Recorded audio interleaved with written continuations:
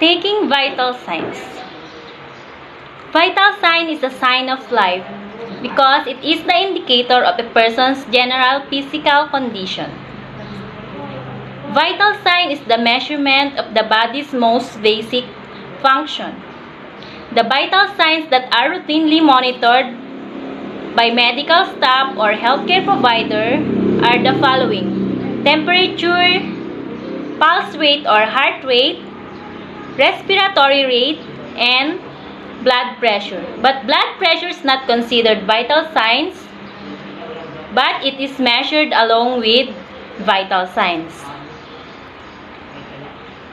So in this video, I will show you how to gather vital signs.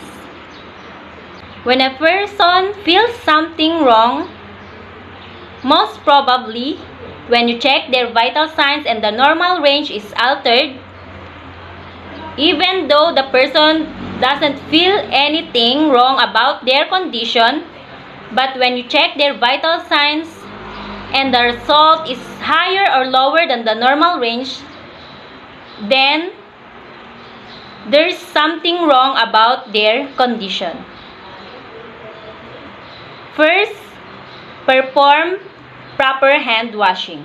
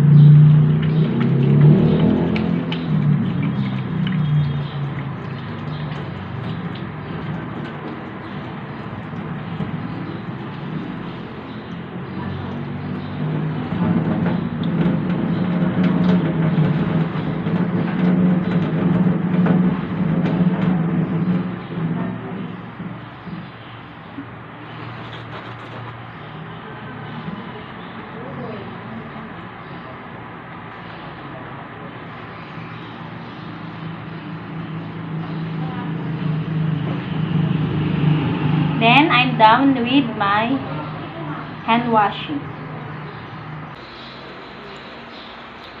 And I'm done with proper hand washing. Then I will collect the materials I need to check the vital signs. In checking vital signs, we need the following. First, analog wristwatch. Second, thermometer. And third, a container with cotton balls. And of course, our record sheet. And don't forget your alcohol for disinfectant and your face mask.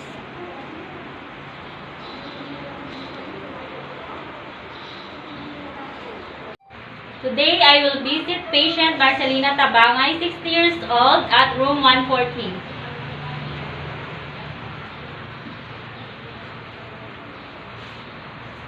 Hello, Nay. Good morning po. Kamusta po kayo, Nay? Mabuti naman po. Nay, check ko lang po yung vital signs nyo, ha? Dito.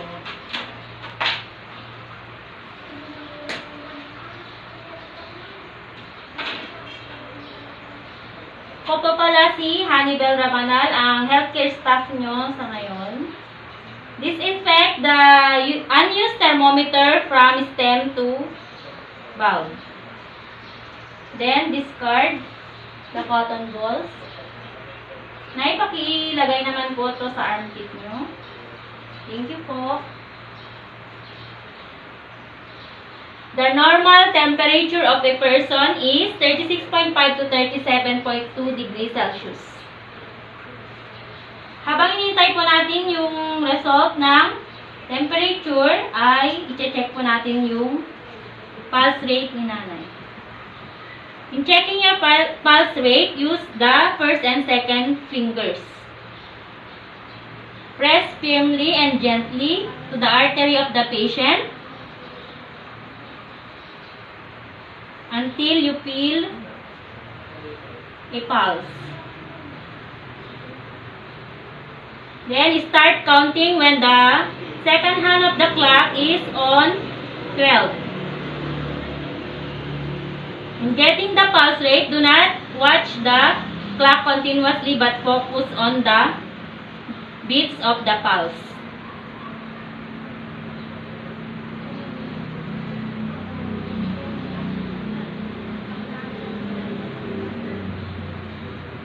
The normal pulse rate is 60 to 100 BPM or beats per minute.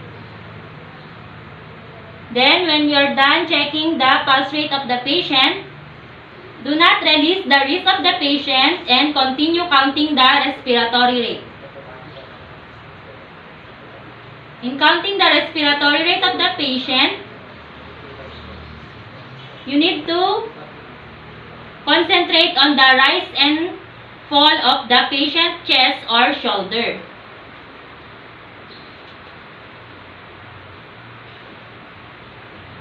Do not tell the patient that you are counting her respiratory rate because she may fake it.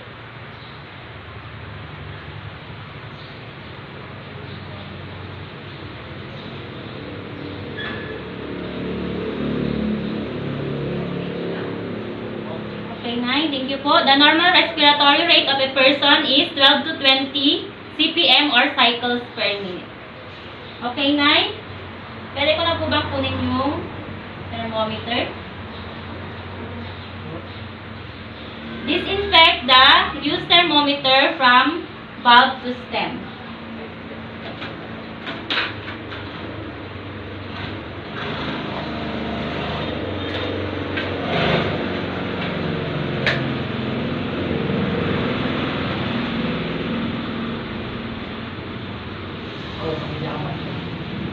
Then discard.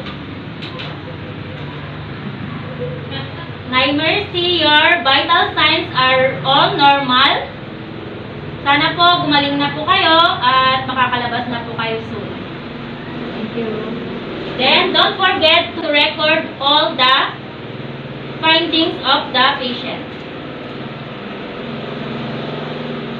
Your temperature is 36.6 degrees Celsius and your pulse rate and respiratory rate is all normal. Thank you, Nay.